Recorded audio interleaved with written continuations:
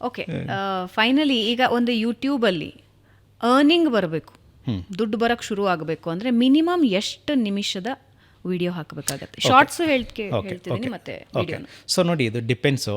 So first ಬಂದು language ಹೇಳಿದೆ, Kannada, Hindi, English. So ಯಾವುದೇ ಲ್ಯಾಂಗ್ವೇಜ್ ಮಾಡಿದ್ರು ಕೂಡ ನೀವು ಶಾರ್ಟ್ಸ್ 3 ಥರ ಕ್ಯಾಟಗರಿ ಬರುತ್ತೆ. ಒಂದು ಶಾರ್ಟ್ಸ್ ವೀಡಿಯೋಸ್ ಬರುತ್ತೆ, ಇನ್ನೊಂದು ಬಂದುಬಿಟ್ಟು ಲಾಂಗ್ ಫಾರ್ಮೆಟ್ ವೀಡಿಯೋ ಬರುತ್ತೆ, ಅದು 9 ನಿಮಿಷಕ್ಕಿಂತಲೂ ಜಾಸ್ತಿ. ಇನ್ನೊಂದು ಬಂದುಬಿಟ್ಟು 3 ರಿಂದ 8 ನಿಮಿಷದ ವೀಡಿಯೋ ಬರುತ್ತೆ. ಸೊ ಈ ಶಾರ್ಟ್ಸ್ ವೀಡಿಯೋಸ್ ಮಾಡಿದ್ರೆ ಆ್ಯಡ್ಸನ್ನು ಡಿಸ್ಪ್ಲೇ ಆಗೋಲ್ಲ.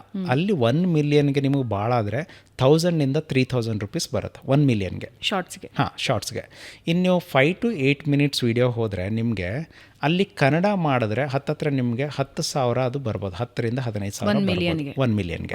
ಅದನ್ನೇ ನಿಮ್ಮದು 9+ ಮಿನಿಟ್ಸ್ ಇತ್ತು ಅಂತ ತಿಳ್ಕೊಳ್ಳೋಣ. ಮಲ್ಟಿಪಲ್ ಆ್ಯಡ್ಸು ನಿಮ್ಗೆ ಹಾಕಕ್ಕೆ ಗೊತ್ತಿದ್ದರೆ 25,000ವರೆಗೂ ಅರ್ನ್ ಮಾಡ್ಬೋದು. ಏನದು ಮಲ್ಟಿಪಲ್ ಆ್ಯಡ್ಸ್ ಅಂತಂದರೆ ನಿಮ್ಮ ವಿಡಿಯೋ ಎಷ್ಟು ಲೆಂತ್ ಇರುತ್ತೋ ಅಷ್ಟು ಆ್ಯಡ್ಸನ್ನು ನೀವೇ ಹಾಕ್ಬೋದು. ಈಗ ನಂದು ಒಂದು ವೀಡಿಯೋದಲ್ಲಿ 11 ನಿಮಿಷದ ವೀಡಿಯೋದಲ್ಲಿ 23 ಆ್ಯಡ್ಸ್ ಇದೆ ನಂದು, 21 ಆ್ಯಡ್ಸ್ ಇದೆ. ಆ ವಿಡಿಯೋ ನೋಡಬೇಕಂದ್ರೆ 21 ಆ್ಯಡ್ ಬರುತ್ತೆ 11 ನಿಮಿಷದಲ್ಲಿ ಆಲ್ಮೋಸ್ಟ್ ಅಲ್ಲ. ಅದರಿಂದ ಅದು ಸಿಕ್ಕಾಪಟ್ಟೆ ಅರ್ನ್ ಮಾಡಿರೋದು. ನೀವು ಇವಾಗ ಯಾವಾಗ ನಿಮ್ಗೆ ಕಾನ್ಫಿಡೆನ್ಸ್ ಬರುತ್ತೆ ಅಂತಂದರೆ ನಿಮ್ಮ ಕಂಟೆಂಟ್ ಯಾರೂ ಮಾಡಿಲ್ಲ ಅಂತ ನಿಮ್ಗೆ ಗೊತ್ತಿರಬೇಕು. ಯೂಟ್ಯೂಬಲ್ಲಿ ಹುಡುಕ್ ತೆಗೆದ್ರೆ ನಿಮ್ಮ ಥರ ಕಾಂಪಿಟೇಟರ್ ಇಲ್ಲ ಅಂತ ನಿಮ್ಗೆ ಗೊತ್ತಿರಬೇಕು. ಆವಾಗ ಜನ ವೆಯ್ಟ್ ಮಾಡ್ತಾರೆ. ಸೊ ಇದನ್ನು ಕನ್ನಡದಲ್ಲಿ ನೀವು ಹಿಂದಿಯಲ್ಲಿ ಮಾಡಿದ್ರೆ ನಿಮ್ಗೆ ಆಲ್ಮೋಸ್ಟ್ 2 times ಜಾಸ್ತಿ ಬರುತ್ತೆ. ಇಂಗ್ಲೀಷಲ್ಲಿ ಮಾಡಿದ್ರೆ ನಿಮ್ಗೆ ಇನ್ನೂ 3 times 5 times ಜಾಸ್ತಿ ಬರುತ್ತೆ. ಸೊ ನಾವು ಹೇಳೋದೇನಂತಂದರೆ ನೀವು ಜಾಸ್ತಿ ಅರ್ನ್ ಮಾಡಬೇಕು ಅಂದರೆ ಲಾಂಗ್ ಫಾರ್ಮೆಟ್ ವೀಡಿಯೋ. ಸೊ 9 ನಿಮಿಷಕ್ಕಿಂತಲೂ ಮೇಲೆ ಹೋದರೆ ನಿಮಗೆ ಮಲ್ಟಿಪಲ್ ಆ್ಯಡ್ಸೂ ಸಿಗುತ್ತೆ, ಜೊತೆಗೆ ನೀವು ಏನು ಮಾಡ್ತಿದ್ದೀರ ಅನ್ನೋದನ್ನ ಒಂದು ಸ್ಟೋರಿ ಬರುತ್ತೆ. ಅದಕ್ಕೆ ಶಾರ್ಟ್ಸಿಗೆ ಬರಲ್ಲ. ಈಗ ನಾನು ಏನೋ ಮಾತಾಡ್ಬೇಕಂದ್ರೆ ಈ ಎಪಿಸೋಡ್ ಬಂದು ನೀವು ಶಾರ್ಟ್ಸಲ್ಲಿ ಹಾಕ್ತೀರಪ್ಪ, ಅದು ಏನು ಮಾತಾಡಿದ್ರೆ ಹಿಸ್ಟ್ರಿನೇ ಇರಲ್ಲ, ಯಾವುದೋ ಒಂದು ಪಾಯಿಂಟ್ ಆಗ್ತದೆ. ಈಗ ನೀವು ಹೇಳ್ತೀರಪ್ಪ ಯೂಟ್ಯೂಬಿಂದ ಇಷ್ಟು ಅರ್ನ್ ಮಾಡಿದ್ದಾರೆ ಅಂತ, ಅವ್ರು ನಂಬಲ್ಲ. ಫುಲ್ ವೀಡಿಯೋ ನೋಡಿದ್ರೆ ಮಾತ್ರ ಹೌದು ಇವರು ಅರ್ನ್ ಮಾಡಿದ್ದಾರೆ. ಈ ಚಾನಲ್ ಹೆಸರುಗಳು ಹೇಳ್ತೇವೆ, ಅಲ್ಲಿ ಹೋಗಿ ಸರ್ಚ್ ಮಾಡ್ತಾರೆ, ಓ ಹೌದಪ್ಪ ಇದು ನಿಜವಾಗ್ಲೂ ಬಂದಿದೆ ಅಂತ ಹೇಳ್ತಾರೆ. ಈಗ ನನಗೊಂದು ಇನ್ಸ್ಟಾದಲ್ಲಿ ನಾನು ಫಸ್ಟ್ ಒಂದು ವೀಡಿಯೋ ಮಾಡಿ ಹಾಕಿದ್ದೆ. ಈ ಚಿಕ್ಕ ಕಾರಲ್ಲಿ ನಿಮ್ಗೆ ಗೊತ್ತಾ ನಾನು ಏನು ತೊಗೊಂಡಿನಿ ಅಂತ ಬಂದು ನಾನು BMW ಕಾರ್ ತೋರಿಸ್ಬಿಟ್ಟಿದೆ. ಎಷ್ಟು ಜನ ಬ್ಯಾಡ್ ಕಮೆಂಟ್ ಹಾಕ್ಬಿಟ್ಟಿದ್ರು ಅಂದರೆ ಅದಕ್ಕೆ ಒಂದೊಂದು ಟೈಮ್ ಏನಾಗಿತ್ತು ಅಂದರೆ, ಫಸ್ಟ್ ಆಫ್ ಆಲ್ ನಾವು ಸಡನ್ ಎಂಟ್ರಿ ಕರ್ನಾಟಕಕ್ಕೆ, ಕನ್ನಡದವ್ರು ಅಂತ ಗೊತ್ತಿರಲಿಲ್ಲ.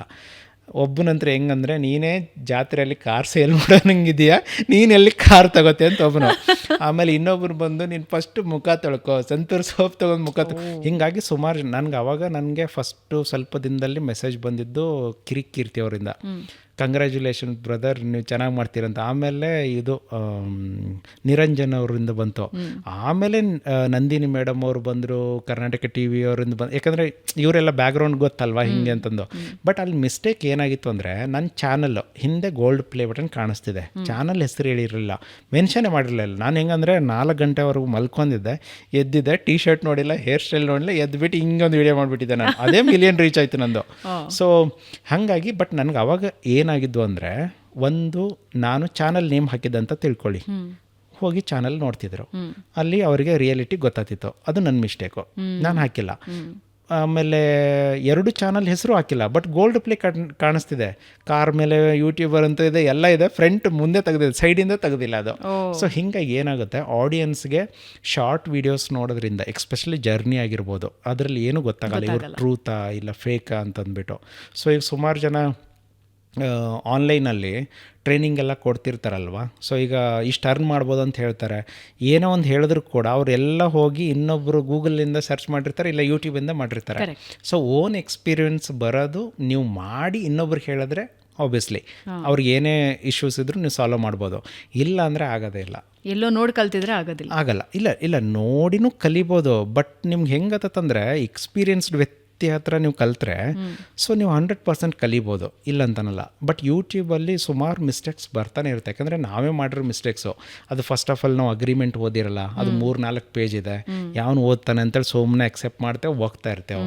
ಅದರಲ್ಲಿ ಅವ್ರದ್ದು ಗೈಡ್ಲೈನ್ಸ್ ಎಲ್ಲ ಮೇಂಟೈನ್ ಮಾಡಬೇಕು, ಆವಾಗ ಸೇಫ್ ಆಗಿರುತ್ತೆ ಚಾನಲ್ಲು. ಇಲ್ಲ ಅಂದರೆ ಸ್ವಲ್ಪ ದಿನದಲ್ಲಿ ಕಣ್ಮರೆನೂ ಆಗ್ಬೋದು. ಲವ್ಲಿ.